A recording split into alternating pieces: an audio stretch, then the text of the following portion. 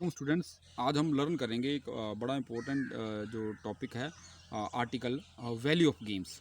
आप कैसे लिखेंगे? तो देखिए, आपने जहाँ पे लिखा वैल्यू ऑफ गेम्स, आपने ऊपर टाइटल लिख दिया, हेडिंग लिख दिया।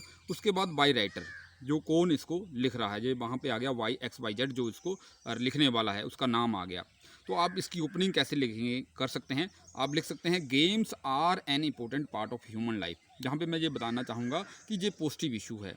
तो देखिए स्टूडेंट्स, जब भी कोई पॉजिटिव इशू आए, आपने वहाँ पे एक ही अपनी बात माइंड में रखना कि why we should do, why we should play games. हमें गेम्स क्यों खेलनी चाहिए? या मान लो वर्क इज़ वर्शिप है, why we should work hard. तो वाई का आंसर देना आपने, या उसके बेनिफिट बताने हैं, या उसके क्या एडवांटेजेस हैं। पॉजिटिव इशू के अंदर हमेशा उसकी मेरिट्स लिखी जाएंगी, जो भी इशू है, क्या फ़ायदे हैं।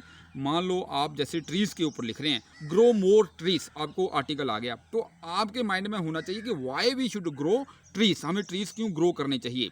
वह आपने वाई का answer means benefit of to grow trees, benefit बताने हैं आपने, एडवांटेजेस बताने हैं, मेरिट्स बताने हैं उसके अंदर। कोई भी पॉजिटिव इशू, तो जहाँ पे मैंने गेम्स की मेरिट ही बताई हुई हैं, और कुछ नहीं है इसके अंदर, बॉडी के अंदर। ऊपर टॉपिक लिखा why line, by line mean writer, writer मान लो मुझे नहीं पता है, नहीं दिया हुआ एग्जाम में, तो XYZ लिख दिया।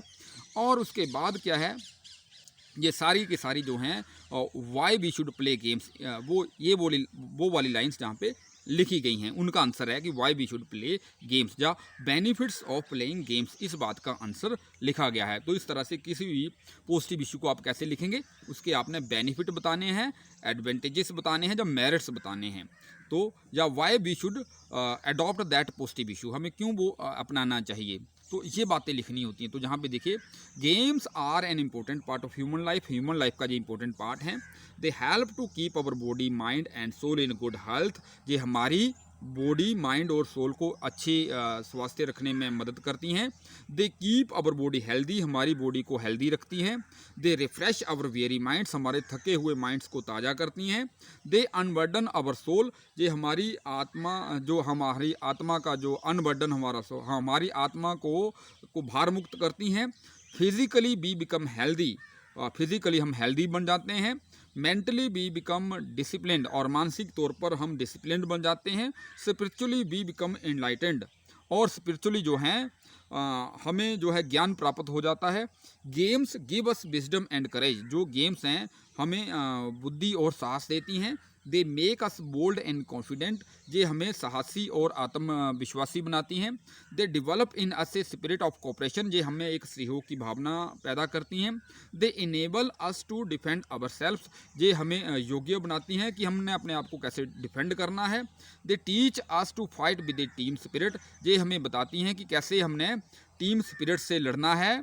Games develop the quality of leadership in, जो गेम्स हैं, गेम्स ये लीडरशिप की क्वालिटीज़ डेवलप करती हैं।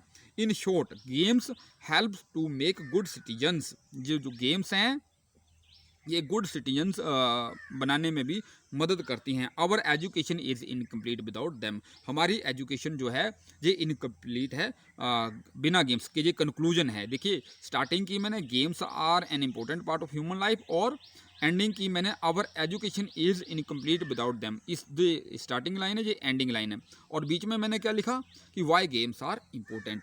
आपको मान लो जैसे कोई और आपको गेम्स के बारे में इम्पोर्टेंट बात लगती है, आप इसके अंदर ज़रूर वो भी लिख सकते हैं, जो आपको नज़र आए कि जैसे गेम्स, जैसे ए lesson of discipline can be learn through games, एक डिसिप्लिन का लेसन है जो गेम्स के थ्रू हम लर्न कर सकते हैं। इस तरह की बातें भी आप इसमें ऐड कर सकते हैं। So thanks for watching video, have a nice day.